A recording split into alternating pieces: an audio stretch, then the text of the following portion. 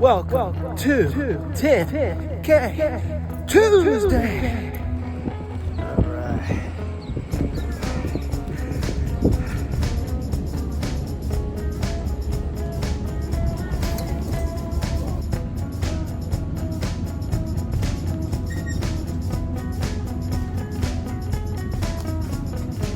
Hey, welcome to 10K Tuesday. Hey, my name is Scott.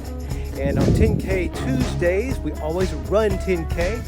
And for a fun goal, we're going to make 10K. We've done it, for the financial part of 10K Tuesday. I've got this audacious goal of making $10,000, ideally in a day. That would be super cool. And the vehicle that I've chosen to do that would be day trading. And this is not a day trading challenge. It's just something that I've learned to do. And we all have the same 24 hours in a day. And that's what I figured, could make me the most money the fastest. So I put my mind to it and I learned how to do it a little bit. This quest to make $10,000 in a day is pretty cool. I'm not going to do it today, but I have done it here recently, and I've kind of closed out everything and started over. Anyway, I ran my 10K, so I have the right and privilege to have a chit chat with you the way I figure it. That's what I do on every Tuesday. Narcissist. That's the dirty N word that I'm talking about. I don't know what you were thinking about, but anyway, man, is Barbra Streisand a narcissist when she sings? Was Elvis Presley a narcissist when he performed? Pablo Picasso a narcissist when he painted? Frank Lloyd Wright a narcissist when he designed all those wonderful houses? And how about my man Patrick here? Is he a narcissist because he just shared with me that he ran his first 10K? Way to go, my man. Way to go. And I'm glad to get you into this video here today. Awesome. And what about Stacy here? Is she a narcissist because she's proud of herself for losing 85 mother flipping pounds at age 58? Hell to the no. You go, Stacy. So, I was called a narcissist by two people within like 24, 48 hours. And man, it really stung because it came from people really close in my life. And, here's the thing about narcissists. The whole story about the fictitious or fictional character narcissist is that this person was so in love with themselves, they looked at a reflection of themselves in a lake and ultimately fell in and drowned and died. Well, for you out there, when you're on the path and you're doing all the right stuff, and somebody in your inner circle calls you a narcissist because you've dropped 20 pounds, just remember that your perception of me is the reflection of you. Man, that really helped me when I heard somebody say that. Your perception of me is the reflection of you. And it's basically somebody's misdirected frustrations. It's the energy you're giving off. When you're doing all the right stuff, when you're getting up early, when you're studying spiritual stuff and reflecting on it, when you're meditating, when you're working out, when you find that clarity and you're just really getting after it and you know what you want and you're doing it and you're executing it, you're going to give off an energy that's just flat offensive to somebody who's not doing it. And if they happen to be close to you, you don't have to be lecturing them for them to realize that they're coming up short. And that's just the way it is, because most of our communication is energy. I learned that from my wife. I can say something or not say something, and she's like, 90% of all communication is nonverbal, right? We do give off energy. One of the people that called me narcissist, I snapped back on him pretty hard. But to my credit, I did apologize. So, I'm not perfect, and I'm teaching in order to help myself learn. I believe that I don't know what I'm talking about unless I can teach it, so I don't ever want to come off as some sort of know-it-all. This is as helpful to me as it is to you. I hope it's helping at least one person out there. And if you're doing the right stuff, if you're getting up early and you're working out and you found that clarity and you're crushing it, you're gonna have blowback from somebody in your life, because you are the average of the 5 people closest to you in your life. And if you got somebody that's on the lower end of the spectrum, they could see it as being left behind, and they're kind of misdirecting their frustration at you. And I just hope this helps you realize that and not take it too personally, and not make a premature decision to say cut somebody out of your life.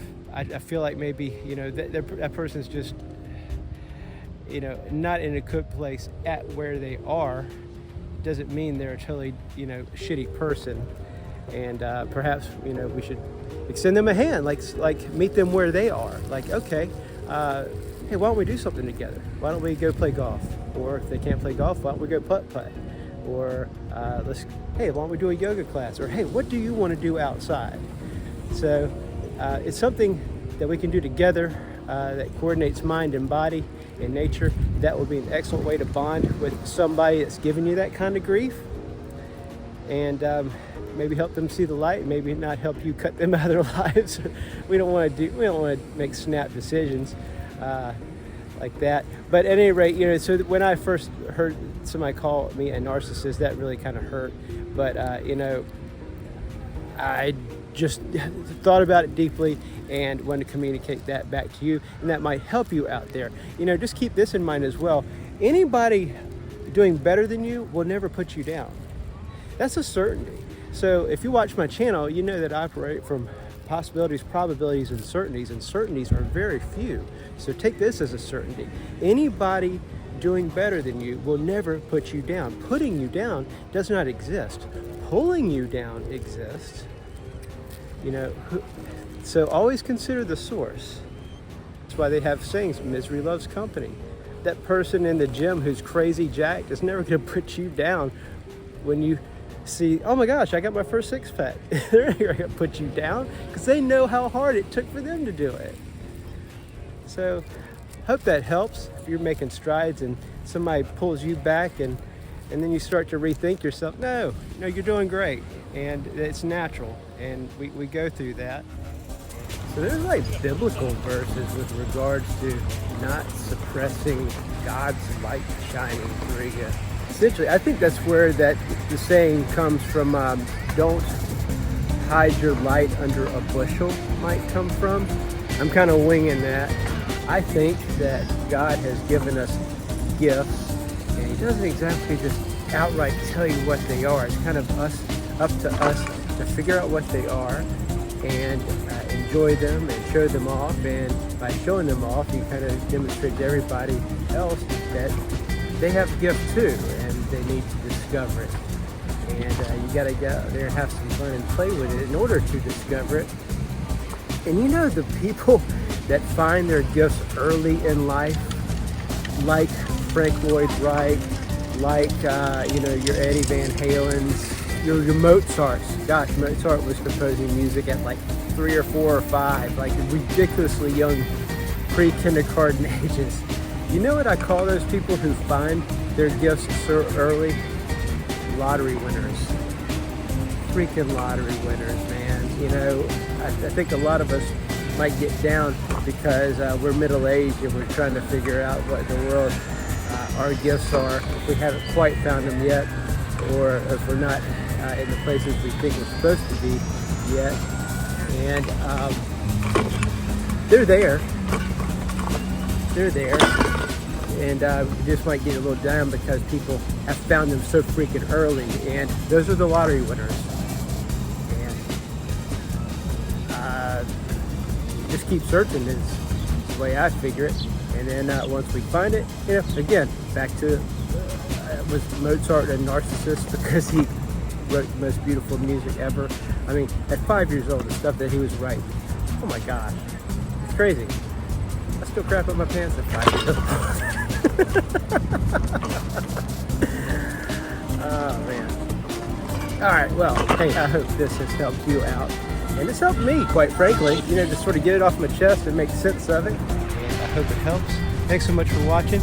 If you found my content helpful, by all means, press that like button and consider subscribing. It doesn't cost you a dime, it means the world to me. I will put out a video every Tuesday, and sometimes in between when I get a chance. Alright, thanks for watching. Have a great day. Bye.